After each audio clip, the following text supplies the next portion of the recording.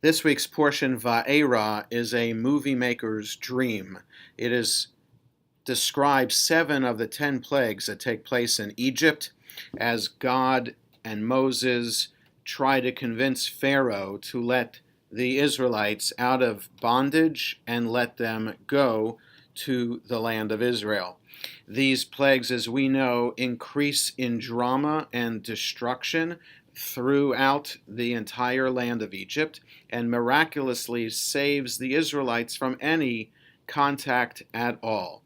The Israelites are aware of what happens around them and are stunned by God's power, as are the Egyptians, which is the main point of the plagues.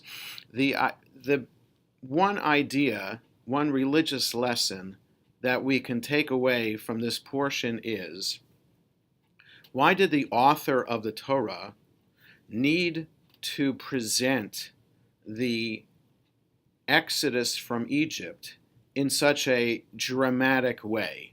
In other words, throughout the Bible, there are descriptions of Israelites being saved from precarious or life-threatening situations, whether they are individuals like Isaac about to be slaughtered by his father Abraham on Mount Moriah, and the angel saves Isaac at the last second, to other points throughout Israelite history under the kings of Israel and the prophets, in which the Israelites are able to defeat the more powerful enemy.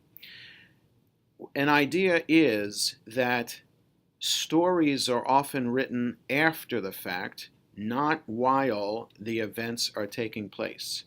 And so once the dust has settled, people respond to what just happened in a variety of ways.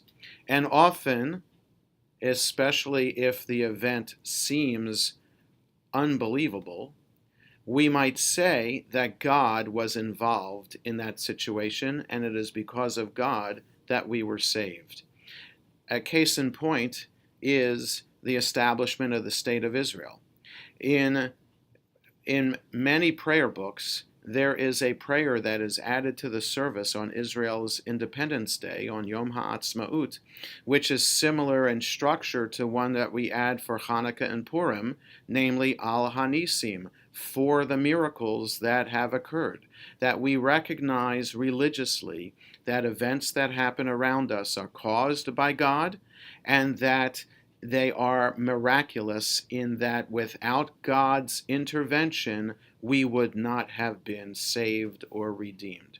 That is an approach, and it is an important religious lesson, whether we buy into it or not, that reflects the idea of how we see God's role in our lives today. Do we see God as intervening in every moment in our lives? Do we see God intervening sometimes in our lives? How do we even understand God's intervention and God's role in our life today?